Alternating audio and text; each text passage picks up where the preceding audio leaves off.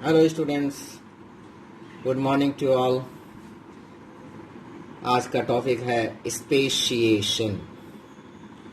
Speciation simple meaning होता है to form new species which is distinct, different, अलग, फर्क ऑफ पेरेंट और एंसेस्टर्स।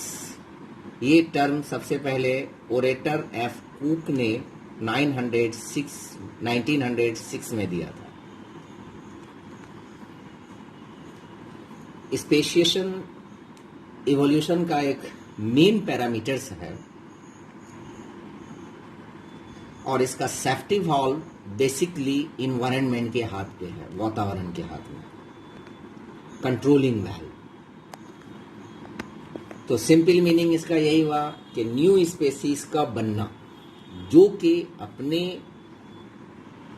पैतृक से यानी अपने बाप दादा से अलग किस्म का हो, तो उसी को कहते हैं a process within evolution, जिसको जैविक विकास कहते हैं, that leads to the formation of new distinct species that are reproductively isolated from one another। मतलब एक नए स्पेसीज का बनना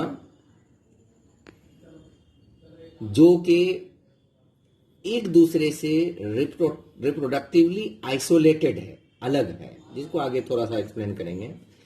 इसको टेक्निकली क्लेडोजेनेसिस कहते हैं।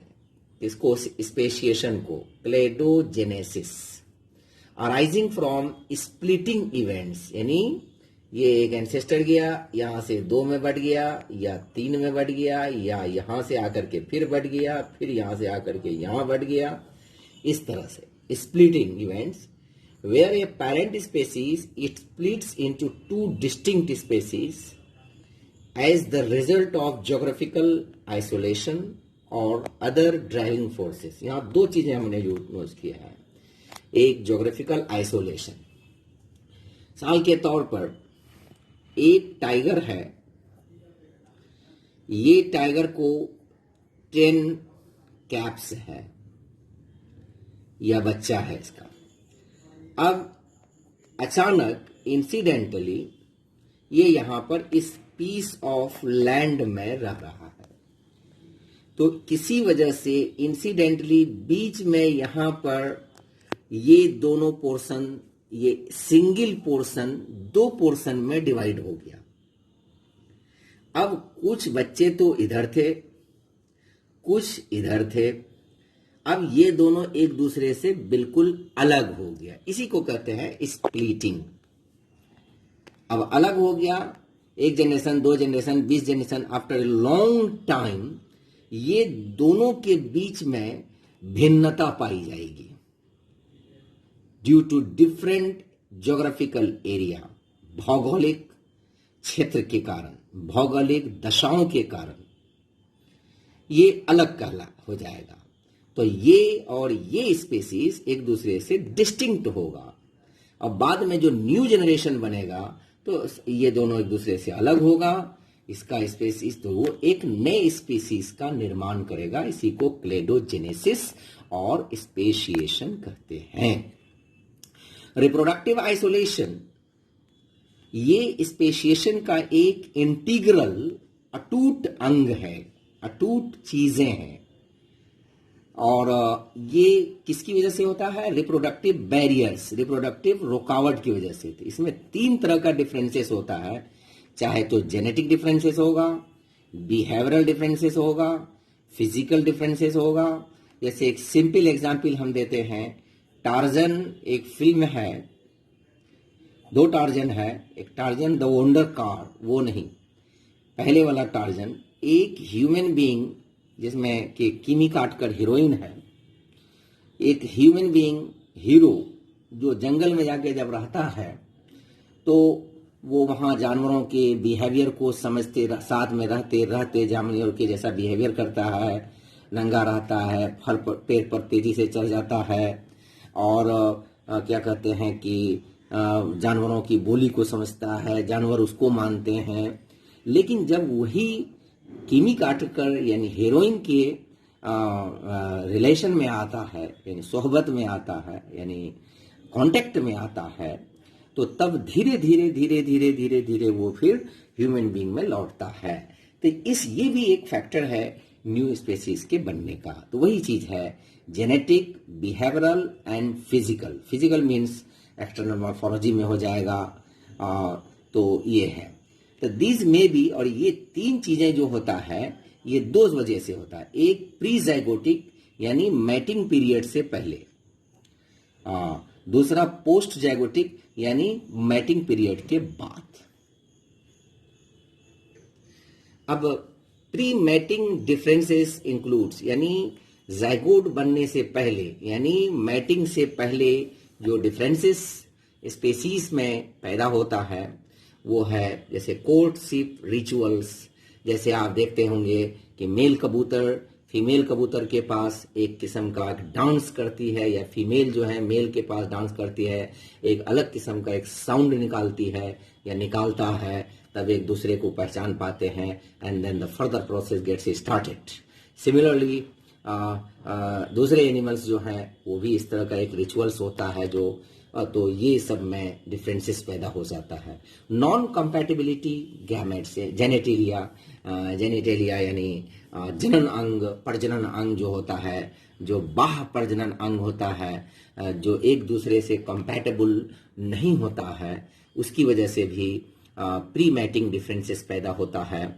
दूसरी बात नॉन कंपैटिबल गैमेट्स, यानी जैसा कि आप जानते हैं कि गैमेट के लेयर पर एक किस्म का केमिकल होता है, दोनों केमिकल यानी मेल और फीमेल गैमेट के केमिकल को मैचिंग होना चाहिए। अगर मैचिंग नहीं है तो वो उसको फर्टिलाइज नहीं करेगा। तो ये तीन चीजें जो है प्री मैटिंग डिफरेंसेस पैदा करता है एमंग द स्पेसीज। अब पोस्ट मैटिंग डिफरेंसेस इंक्लूड जो जिसके अंदर आता है जाइगोट मोर्टेलिटी, यानी जाइगोट तो बना, मैटिंग तो हुआ और फ्यूज भी किया, लेकिन जाइगोट डेड हो गया आगे जाकर के। दूसरी बात प्रोडक्टिंग ऑफ स्टेराइल ऑफ स्प्रिंग्स, तो जाइगोट नहीं भी मोर्टाइल हुआ, मन नहीं मरा, लेकिन उससे जो ऑफ स्प्रिंग पैदा हुआ वो स्टेराइल है, नॉन फंक्शनल है, वो प्रजनन के लायक नहीं है। तो इसकी वजह से डिफरेंसेस पैदा होता है।